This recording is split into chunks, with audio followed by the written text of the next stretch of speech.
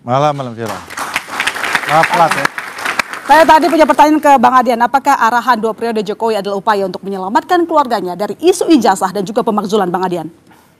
Pertama begini ya, apa yang disampaikan orang itu, apa yang dikatakan orang itu, apa program orang itu merupakan manifestasi dari pemikirannya.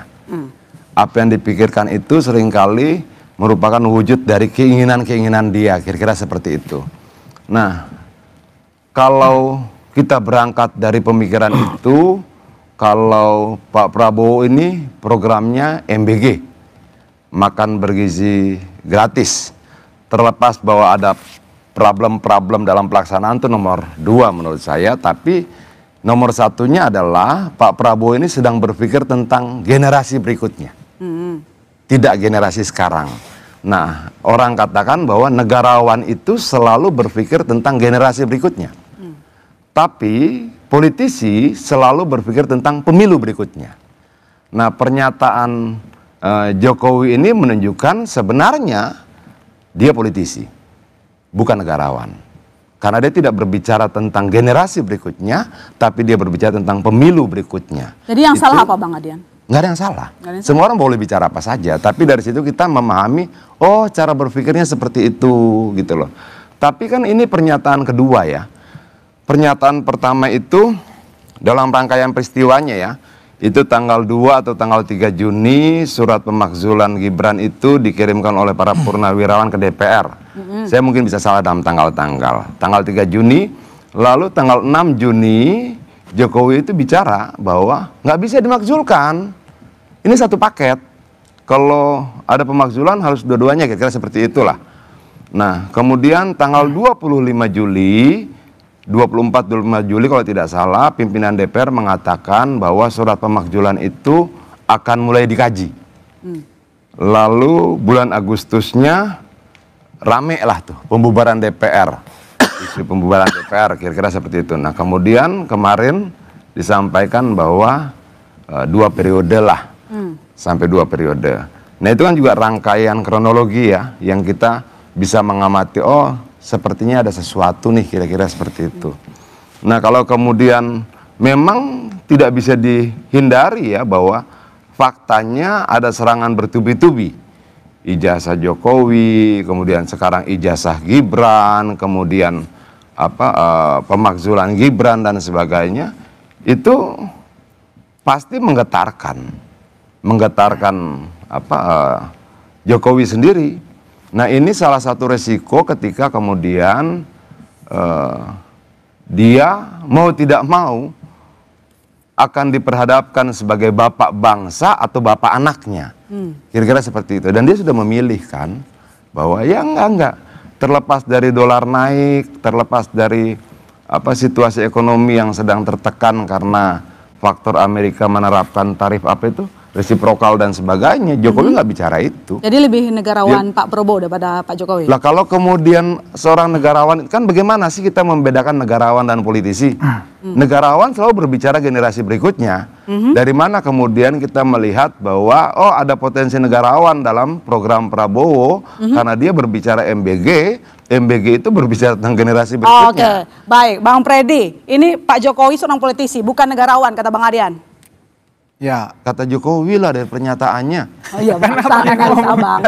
Karena itu analisa semua orang. Analisa orang memang begitu. Politisi berbicara tentang pemilu berikutnya, negarawan berbicara tentang generasi berikutnya. Oke, baik. Emang sudah itu hukumnya. Ya, jelas Pak Jokowi seorang politisi. Ya, itu statement seorang politisi. Ya, kita tidak perlu menyangkal itu. Tetapi konteks itu beliau juga justru seorang negarawan. Justru beliau mengatakan itu kepada relawannya adalah karena memang pemerintahan ini harus berlanjut. Ya, harus berlanjut, tidak cukup hanya 5 tahun menyelesaikan. Tadi Bang Adian mengatakan MBG terlepas dari permasalahan yang ada sekarang, justru itu supaya benar-benar dirasakan oleh generasi berikutnya itu harus dilaksanakan dalam 2 periode. Kemudian juga program-program lain, ada Koperasi Merah Putih, itu harus 2 periode. Saya bukan tidak percaya, tapi memang melihat program yang begitu merintisnya begitu susah, memang ini harus 2 periode dan program-program lain. Itulah kenapa Pak Jokowi dikatakan seorang negarawan. Jadi yang disampaikan ini bukan masalah pribadi, dukungan pribadi Pak Jokowi. Justru yang disampaikan ini adalah keberlanjutan program-program, keberlanjutan visi, keberlanjutan tujuan Indonesia Emas. Itulah yang disampaikan oleh Pak Jokowi, Bang Adian. Jadi, tapi kayaknya nggak tepat ya, karena waktu periode Jokowi itu Wapres periode pertama dan Wapres periode kedua tidak sama dan tetap berlanjut programnya. Nggak, itu kan kalau lu andaikan bahwa ketika Jokowi menjadi presiden, Wapres periode pertama dan Wapres periode keduanya sama. Artinya kalau kemudian keberlanjutan itu adalah keberlanjutan Wapres dan Presiden bersamaan, lu membantah proses yang dilewati Jokowi sendiri. Karena periode pertama dia Wapresnya tidak sama dengan periode kedua. Artinya kalau berangkat dari logika yang lu sampaikan, kenapa itu boleh terjadi pada Jokowi dan tidak bisa terjadi pada Prabowo dengan ganti Wapres periode kedua? Jadi menurut Abang memang kan pernyataan lu itu bertentangan dengan fakta yang dilewati Jokowi kan? oh enggak juga Bang. Oh enggak? Setiap masa ada dinamikanya, ada pemimpinnya. Ini berbeda Bang, ini bukan, konteks. maksud gua kan begini. Lu katakan bahwa keberlanjutan itu syaratnya satu paketnya berlanjut. Syarat itu tidak terjadi saat pemerintahan Jokowi karena paket pertama di periode pertama dan paket kedua di periode kedua Wapresnya beda. Tidak terjadi juga sama SBY. Tidak terjadi pada SBY dan sebagainya. Jadi itu kalau itu menabrak sejarahnya Jokowi sendiri gitu loh. Kalau kemudian yang lu sampaikan itu adalah menerjemahkan keinginan Jokowi, dia sedang membantah sejarahnya sendiri. Kalau pernyataan lu itu menafsirkan apa yang disampaikan Jokowi, maka tafsiran itu membantah proses sejarah yang dilewatinya sendiri.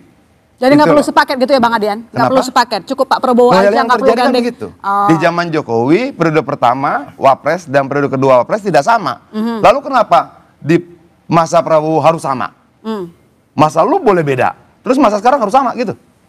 Loh, Itu kemudian kan jadi lucu gitu loh. Pertanyaannya Bang, pertanyaannya Bang, kalau harus sama kenapa Bang? Saya balik pertanyaannya, kalau sama memang harus Loh, kenapa? itu yang gue bilang bahwa logika itu menabrak proses sejarahnya Jokowi sendiri. Abang takut kalau sama? Nggak. Kita partai politik mana ada takut Lah soal iya. itu. Jadi ya wajar saja, sah-sah saja. Tidak ada yang bilang tidak wajar dan tidak ada yang bilang tidak sah. Kan saya kan Tapi katakan bahwa pernyataan lu itu bertentangan dengan proses yang Jokowi lewati sendiri. Kan saya loh.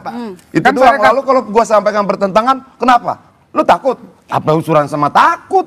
Oke. Loh, kan saya menanggapi. Abang kan mengatakan kan bukan. Apa hubungannya sama takut dan tidak takut?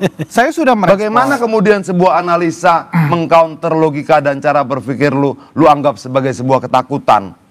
Di mana ceritanya? Iya kan Abang mengatakan Jokowi politisi. Nggak, saya tidak setuju dengan logika lu. Lalu lu bilang gua takut gitu. Jadi semua yang tidak setuju pada logika lu anggap penakut. Ini logika apa? Lebih lucu lagi lah, ampun. Loh, gini Bang, Loh, Abang enggak, kan mengatakan kita Pak Jokowi, Saya tidak setuju pendapatmu.